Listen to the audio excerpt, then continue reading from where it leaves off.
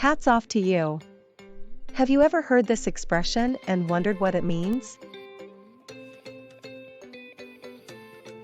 As an English learner, I know it can be confusing when we come across idioms that don't make sense literally. Let me tell you a story about a student who took hats off to you a bit too literally.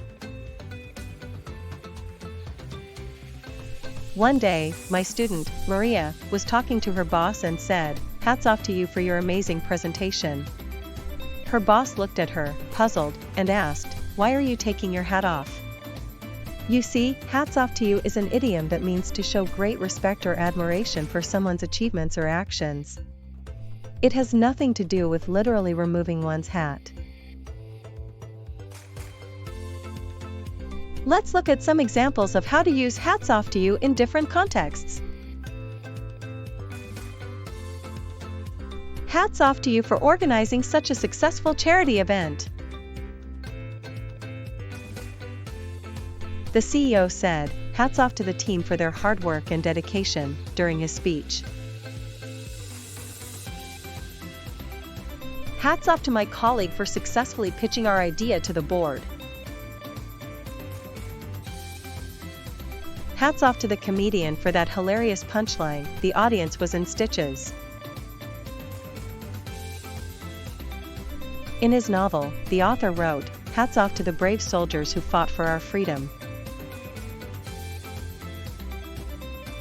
Hats off to the marketing team for their innovative social media campaign that went viral.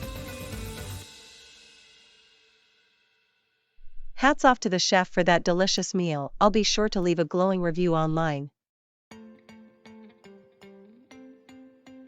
To help you remember the meaning of hats off to you, think of someone tipping their hat in a gesture of respect and admiration.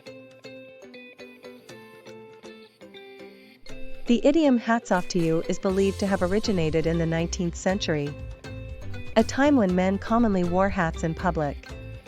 Removing one's hat was a gesture of respect, particularly towards women or social superiors. This practice gradually evolved into the figurative expression we use today. This idiom reflects the cultural value of acknowledging and honoring the achievements of others, which is an important aspect of many societies. While hats off is a common English idiom, other languages have similar expressions of admiration.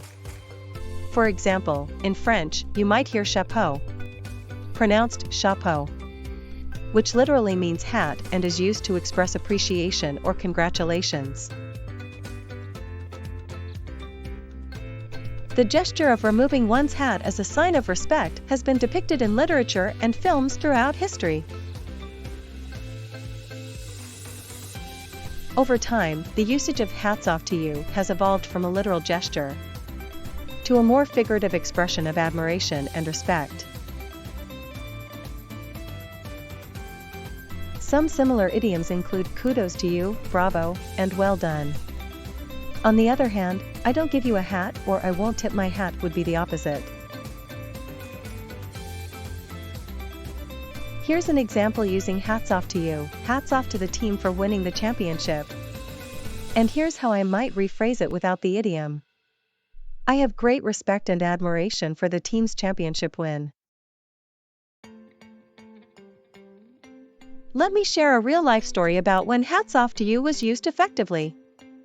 At a company meeting, the CEO praised the marketing team for their innovative campaign, saying, "Hats off to you all for your hard work and creativity." The team felt truly recognized and motivated to continue their excellent work. One common mistake is to say hats are off to you, which is grammatically incorrect. The correct usage is hats off to you. Another mistake is to think the idiom means to criticize or disapprove of someone, which is the opposite of its actual meaning. Congratulations! You've learned all about the idiom hats off to you.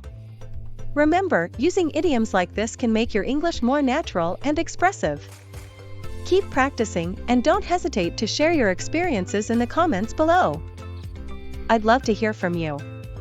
How have you used hats off to you in your own conversations? Share your examples, and let me know if you have any other idioms you'd like me to explain. My hat's off to you. Better you than me. Hats off to you. Hats off to you, sir. Hats off to you. Hats off to you.